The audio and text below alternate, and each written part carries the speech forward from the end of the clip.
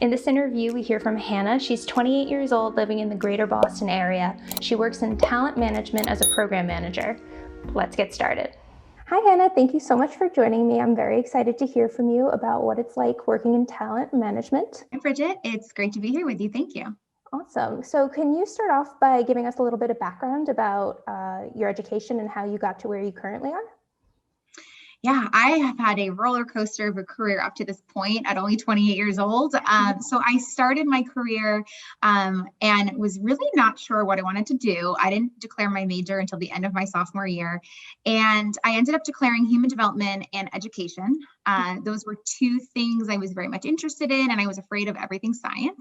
So human development felt like the right path for me. And I was an RA and a tour guide and involved in all these student affairs activities, and had a resident director who said, this is something you can do full time. So my wide-eyed, unsure 20-year-old self said, okay, I'll stay and go to grad school. So I stayed and went to grad school and got a degree in higher education administration. And while I was in school working towards my degree, I was working part-time as a graduate career consultant at the Career Center, working with students on resumes, cover letters, and interviewing. So when I graduated, I wanted to move back to where I'm originally from, which is the greater Boston area, a very, very competitive higher education market. There was 54 colleges between Boston and Worcester when I was job searching. Unfortunately, that number has decreased over time. A lot of small colleges are closing. Yeah. And so I really wanted to get my foot in the door and figured, I didn't think career services was what I wanted to do long term, but to compete in the Boston market, that's the skill set I had. So I started my career post-graduation at 24, just turning 24, and I was the assistant director of the Career Center at a small college in Newton, Massachusetts called Mount Ida. And I was so excited to have that title. I was so excited to have negotiated my salary, and was in a really small, tight-knit community. I did that job for 2 years, and the college closed, right out of nowhere. We got 5 weeks notice, and they said, everyone's got to go somewhere else. Students, faculty, staff, everybody. People don't realize that colleges are businesses. I mean, I guess they do at this point, but I think on such an immediate impact level, they don't realize that. I know. And it was it felt like a business transaction too. We got an email at like 3:00 on a Friday. I was actually driving to New Jersey to visit friends when I got this email, and I pulled over in a rest stop and cried. I was like, what the heck do I do with myself now? Mm-hmm. So we had 5 weeks. And I started a job search, but was obviously competing against dozens of other faculty and staff who were doing the same. So I spent the summer unemployed from May to August and started a new job at a career center in Worcester at Clark University. And the commute really, really got to me. I was driving about 45 minutes to an hour and a half each direction. It was sort of a wash depending on the day, the traffic, the weather. And even though I loved the job and I liked the people that I worked with, it just didn't click for me. So that was my first time leaving a job on my own accord, which was a challenge to tell people you care about that and you work with, I'm moving on. It's a very awkward conversation to have. But I had always had this interest in human resources. And I actually did an internship when I was at Binghamton during my undergraduate career in the HR office. I'm always been interested in talent and training and, being a tour guide. I was like, put me in front of a group. But I love public speaking. And so I was like, any opportunity to do something HR related. And so I actually started a career outside of HR at a startup in the tech space outside of Boston as a people operations coordinator. And that can mean a lot of things depending on where you go. But I was managing employee benefits, employee onboarding, and was running a lot of company-wide events and wellness programming. And then COVID hit and I got laid off. And so my third job search in 2 years. And I obviously spent quite a long time unemployed. And once again, August seems to be the time when I land jobs. I landed a job where I am now at a company called reacHIRE, which is based in Concord, Massachusetts. And reacHIRE has 2 branches. The first is where I work, and that's the Return to Work by reacHIRE. So what we do is we connect mostly women and some men to Fortune 500 roles, jobs at Fortune 500 companies, where they are beginning their journey back to work after a career break. So people take career breaks to take care of family, take care of health, conditions, whatever that might look like is different per person. And then once you've been out of your career for 2-3 years, you are overlooked for everything. People are ageist. They look at your experience and think 3 years, a lot has changed in technology since then. And so they get passed over for opportunities looking to get back to work. So we connect them directly to those opportunities. We train them, we coach them, we empower them. And that's sort of where the role is that I sit. And then we have a software side of the business called Aurora by reacHIRE. And Aurora is an artificial intelligence platform and a place where people can have access to resources as they progress through their career, wherever that might be for them. We have mid-career tracks for women going on maternity leave or coming back from maternity. We have diversity, equity, inclusion tracks for women of color, just to sort of help get that extra boost they might need to be successful in their career. So we bring people back to work, and then we help with retention and success with women and really closing that gap. How many women are CEOs of Fortune 500 companies? Like 37 of them, right? Some crazy statistic. So we want to close the gap with women in leadership, women in retention, and female growth. You're clearly very passionate about this field. So I would love to hear what your favorite aspect of working in talent management is. So my favorite part of pretty much every job I've ever had to this point, and especially this one, is relationship building. So anyone who's familiar with workplace assessments, behavioral assessments, my innate need is to connect with other people. So for me to be able to be in this talent management capacity where I'm training people, I'm helping them and coaching them along this 6-month journey back to work, I really have the time and the space to build strong relationships with people. And in some cases, they're fulfilling from that offer phone call. When I call that returner and say, you're getting a job at our client site and here's the pay and here's when you start. And it's just it's so exciting to really build that connection with that great news.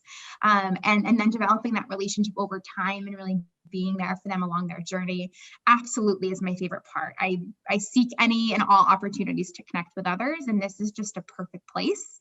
I'm career coaching, which I have experience in. I'm doing HR stuff, which I have experience in. So it's really a great place that connects my skills and where I can really use them to my advantage and the advantage of our people. Yeah, that sounds fantastic. And now on a logistical plane, how much of your time is spent, let's say, doing admin work as opposed to maybe on the phone, not in person right now, obviously, but interacting with people? So admin versus people. Yeah, absolutely. I would say, so my official title is program manager in sort of this talent management space. And as a program manager, my time it's really cyclical depending on the time of year. So my specific program had a November launch. So we launched November 2nd. So from August to sort of mid-October was the recruiting cycle. So we have to post the jobs, we have to review the resumes, we have to interview the folks. And then I'm working with hiring managers at our client site as well. So having level set conversations about the hiring manager's role in this process and how to interview a returner because they have been at work for so long. We have to not necessarily handhold, but we have to be a little bit more open-minded in our interview process. And then, sort of around that mid-October point was when I was helping managers make final decisions and making those offer calls. Then we had to coordinate, getting offer letters signed, getting texts sent out because we're all remote. So we have to send laptops and monitors and all that at-home setup. And then we went right into training. And so once the recruiting cycle ended, we were sort of finishing the recruiting cycle as we were starting the training planning. And then I led this whole week of training where I emceed a week of a lot of experts and speakers and workshops and sessions of all different kinds.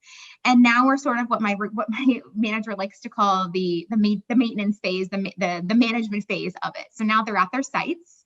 I'm no longer their direct point of contact for day to day. They now report to a manager at the client site, and then I'm there as a resource, someone that they can vent to, share a communication issue with, or whatever they're struggling with. And so I would say during the recruiting cycle, it was a lot of admin work. I was talking with 20 different managers about 90 plus different resumes. I scheduled over 65 interviews.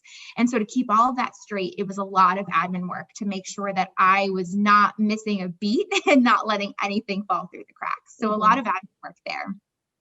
And then the training, that week of training, I was on for 7 hours. I had to be at my computer, smile on my face from the minute I opened the Zoom room to the moment I closed it. So that was a lot of, I mean, it doesn't feel like public speaking when you're virtual, but I was very much with my public speaking hat and emceeing hat. And now in this maintenance cycle, it's a combination of a lot of face-to-face calls and admin work combined, because I have to keep track of the conversations I have with managers, the conversations I have with our participants, and really keep a detailed timeline. The goal of, so this is a 6-month program they're going through, and the goal is to convert them to a full-time employee at the company they're working at. And so challenges are going to happen along the way. Records need to be kept. And this is a very HR hat type thing, making sure every conversation is documented so that when it comes time to make a decision, one way or the other, that we have a really great record up to that point of their successes, their trials, and you know what their success may have looked like or their journey looked like.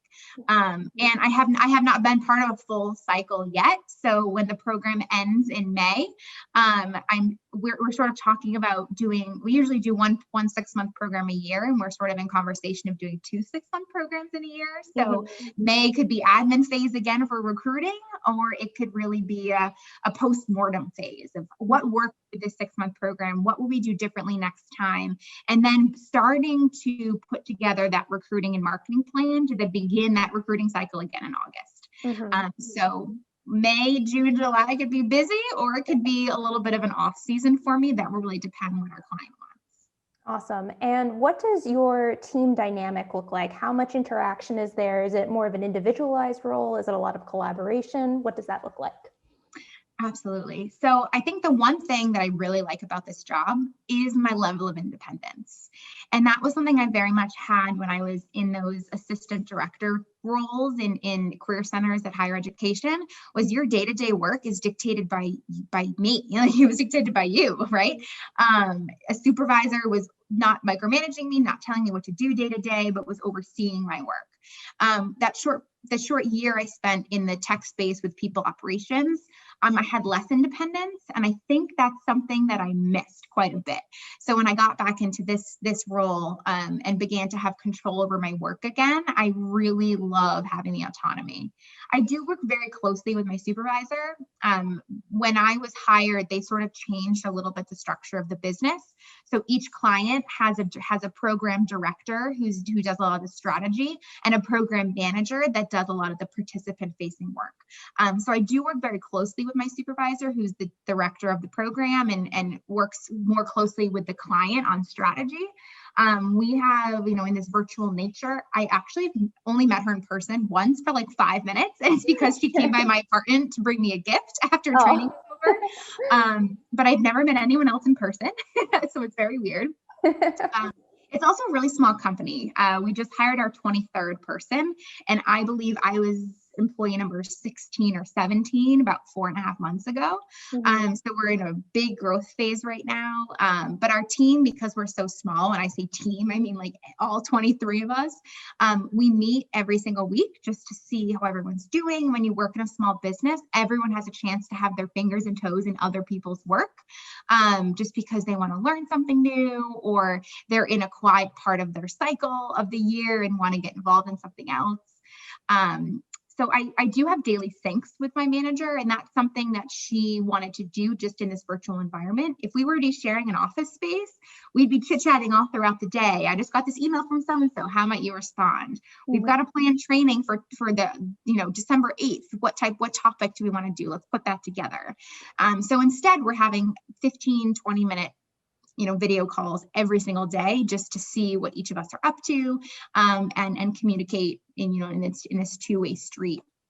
And then those weekly calls with the whole company. I'd say the rest of connecting is really up to me. I decided I wanted to be a co-owner of an initiative at our company. So I'm taking the lead on a diversity, equity, and inclusion initiative. And that was something that I, spoke up and said I was passionate about and wanted to be a part of. And so putting committee meetings on calendars, having talks with the leaders of our company just to make sure we can get things going in the right direction. I would say a lot of the other type of meetings that get put on the calendar or connections I want to make are really in my the ball's in my court, I guess you could say. So it's really a mix. And I would say if I wanted to have less face-to-face time with folks, I could control that if I wanted to. But I mean, I'm in this job because I really enjoy having those face-to-face conversations. You clearly have a very outgoing personality. For individuals who would like to get into the realm of talent management, who maybe they're more introverted, not as extroverted, do you have any recommendations? Do you think they can excel just as well in that environment? Yeah, absolutely. I mean, public speaking is, oh my gosh, there's some statistic that public speaking is like the second biggest fear next to death for the greater population. Like, people are scared to speak in front of groups of other, their peers. And so I would say everyone has strengths they bring to the table. For me, I would say training week was definitely a place where I really shined. But that doesn't mean that someone who is not great at public speaking can't do what I do. My manager does not like speaking in front of groups of people. So she'll prepare notes for herself, talking points, so that she's well prepared to be on the spot. But if if that's not even something someone's interested in, then you're on a team where you share that responsibility, or you bring your strengths in a completely different place. Like, I'm going to start having one-on-ones with my participants on a monthly basis. Like, maybe you're really good at connecting to other people and being a coach, and providing feedback and helping give advice to folks who are trying to achieve a goal, right? Like, you don't have to have strengths in every single area of the things that are a part of your job. It's most important that you bring a strength in one of those areas, at least. There's always room for growth in other places. And that's when you ask for that help. So there's resources. I mean, now that we're in this virtual world, we have access to every single resource we can possibly imagine. Mm-hmm. And there are coaches that help people with public speaking. And there's just a lot of places where people can build their skill sets or strengths in other areas if they're interested. But I would say, someone who is not interested in public speaking or doesn't have that skill or experience does not mean they would not excel in a talent management or program manager title or role. I'm sure that's very comforting to hear. On the side of education, so you have your master's, you've spent quite a bit of time in school. For people who are maybe considering a bachelor's program, what type of classes do you recommend them focusing on if they want to get into the world of talent management, HR type of space? Oh, absolutely. So I would definitely say anything in the HR space. I mean, learning about the intricacies behind a lot of the laws, regulations, and those things that are really in place to give HR a purpose is definitely a valuable skill set to have. Even something I don't have and would strive to is a certification of some kind, even on top of education. So SHRM, which is the Society of Human Resource Management, has a whole slew of certificate programs, and then the Association of Talent Development also has a whole slew of education and certification programs. So even if you're already partway through your bachelor's degree, or you finished your bachelor's degree and you want to make this career switch, you can get those credentials elsewhere. I think some of the classes that I took that completely changed the game were counseling classes. I know how crazy that sounds, but in this space where you're having to have tough conversations with people, the ability to connect with others and be able to put yourself in their shoes and lead that conversation with that empathy in mind makes a huge difference, especially when you are giving criticism, critical feedback, or you have to let someone go. I mean, obviously you can't have emotion in the way in some of those conversations, but counseling skills are so helpful in this field. Now, what can you tell me about the work-life balance in your role? I would say these days it's really hard. I live where I work and I work where I live. And so it's been really difficult to build boundaries. Also, half of the cohort that I'm overseeing is on Pacific time. So I sometimes have to take calls at 6, 7 p.m. or make myself available during that time. But it's really all about building that trusting relationship with your manager, that the work's going to get done when you say the work's going to get done.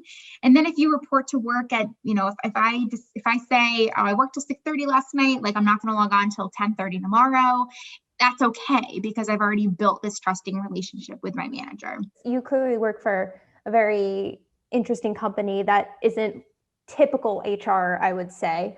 So do you feel like there are any misconceptions about talent management or HR that you've heard?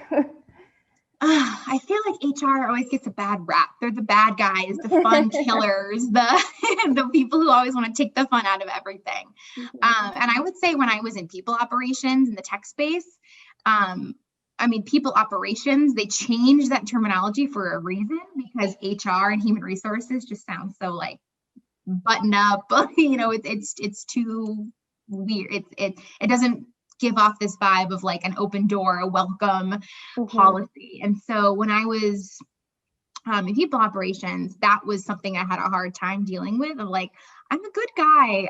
I'm here to help you onboard. I'm here to help you, figure out whatever employee relations issues we're dealing with. It's very similar to project management, but with this spin on talent management. And my project is these people who I want to be successful at our client site during their 6-month journey. Gotcha. And with coronavirus, you've already mentioned how your company's already thinking about pivoting to doing a second 6-month program. Are there any other predictions that you have for how you see the field of talent management changing over the course of the next couple of years? I think absolutely. The number of companies that have put out announcements that they're not going to require their people to ever come back in the office full-time ever again if they don't want to is a game changer. The fact that I delivered a week-long training week with topics from public speaking to getting our laptops set up to what are some battles obstacles we might have to overcome together during the 6 months. The fact that I was able to do that virtually is a game changer. I think that the talent space as it is today is going to look it's going to look a lot different than it did 2-3 years ago, but it's going to look a lot like what it does now. I think people who live in San Francisco and want to work at a company in Boston are not going to have to move across the country to work at that company in Boston. I think it's completely different. And the one thing that I've sort of found is weird in this virtual world is like the audience almost doesn't feel real. Like I haven't met these 26 people that I'm supervising except for on video. And so I think skill building is going to be more difficult for early career people in this virtual world, where you might not be getting feedback on your body language, or the public speaking, you might feel less nervous public speaking when you can only see 6 or 7 faces on the screen, or you might be more nervous by only seeing 6 or 7 faces on the screen. So I just think that the world of work is completely shifting for the better. I think this is fabulous. I've always wanted a job where I can work from home. Now, working from home 5 days a week as a highly extroverted person that I am, maybe not the best fit. But I think to have this balance of having the freedom to go into the office, having the freedom to work from home, and having a setup in both places is that's going to be the new normal. And so I think that people who are job searching now in their early 20s or are finishing their bachelor's degree in this virtual Zoom world, like you have so much more opportunity now than anyone who ever has. So true. It's the job search has changed completely. Absolutely. Speaking of which, to wrap things up, do you have any final words of wisdom or advice for people who are now super interested in this field after listening to your interview? So I think the greatest piece of advice I could give anyone that wants to get into talent management, or really any field they're interested in, is just to scoop up every opportunity you can possibly take advantage of. I did multiple internships in undergraduate and graduate school. I don't just do one full-time job right now. I have 2 side gigs. I'm constantly looking for opportunities to meet people, to build skill sets, to get involved, to keep myself busy. And that might not be something that everyone is interested in doing, but I mean, this program management, this talent management space, I am pulling skill sets from every single thing that I have ever done up to this point. I mean, my parents asked me after training week, I was just like high on adrenaline at the end of that week. Like, this was so much fun. And my parents were like, what do you think was the pivotal experience that made you who you are and made you as confident in front of groups of people as you are? And I said, being a tour guide, like hands down, being the expert in the room and having parents patting you on the back saying that was an amazing tour. Like, it makes you feel really good. It builds a lot of confidence. And so, I mean, just getting involved. I mean, your RA always tells you, like, join a club, and your professors and your guidance counselors and everyone around you is always saying, like, get involved, do something. It is so true. Just do something. And then network. I know the word network just like makes people cringe, but you don't have to even call it networking. It's just relationship building for your benefit or their benefit. Yeah. I would just say, like, I mean, it's hard to want to say yes to everything, and we have to be careful what we say yes to, but I sort of mean say yes to a lot of opportunities. Awesome. Well, thank you so much for spending time with me tonight. I think we covered some really great topics, and you definitely dove into a lot of information. So I'm hoping that this is very helpful for anyone who's looking into the talent management space. Thank you again for your time. Yeah, absolutely.